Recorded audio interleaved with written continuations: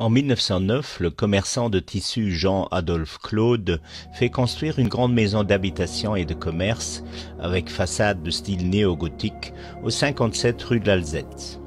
Il était le fils du cultivateur et teinturier Pierre Claude, bourgmestre de la ville d'Esch de 1861 à 1878 et frère du secrétaire communal Jean-Pierre Claude. La maison est une des plus typées de la rue de l'Alzette. La travée centrale est accentuée par des baies jumelées avec des couronnements néogothiques variés en forme d'arc. Elle est rythmée par des colonnes plates.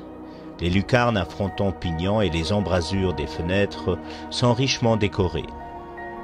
La maison a une histoire qui mérite d'être racontée.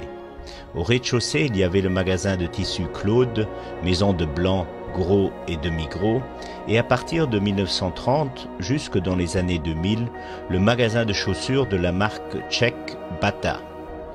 Les propriétaires, Jean-Adolphe Claude et son épouse Émilie Kongs, d'où le monogramme CK sur le pignon sculpté de façon exubérante, habitaient au premier étage avec leur fils René, leur fille Adolphine et leur servante allemande Catherine Steyhoff.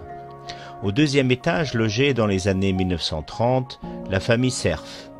Julien Cerf était représentant de commerce à Esch, chez Ferro-Knappa, grossiste en fer et métaux, et y habitait avec son épouse Camille Bonnem et leur fils Paul, né en 1929, et Georges, né en 1936. Le 10 mai 1940, avec l'invasion allemande du Grand-Duché, commence pour cette famille juive la fuite devant la persécution nazie. D'abord à Montpellier, puis à Aulus-les-Bains dans les Pyrénées. Fin 1942, à cause des rafles de juifs dans la région par la police de Vichy, Aulus devient trop dangereux. La famille décide de se séparer. Julien Cerf intègre un groupe de résistance, qui aide notamment 13 enrôlés de force luxembourgeois à déserter. Trahi et dénoncé par un collaborateur luxembourgeois, 11 des 13 enrôlés de force sont condamnés à mort et fusillés le 7 février 1944 à Lyon, dont les Achois, Alois et Jean Flamand, Alex Jacquemin et Pierre Toul.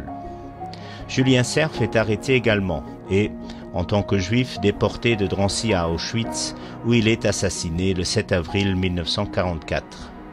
Un Stolperstein devant l'immeuble rappelle aujourd'hui sa mémoire. Son épouse et ses fils survivent à la guerre. Sous de fausses identités, les deux enfants cachés l'un par un paysan, l'autre par un curé de village. Paul Cerf sera dans les années 1970 et 1980 le pionnier des recherches sur le sort des Juifs du Luxembourg au cours de la Seconde Guerre mondiale.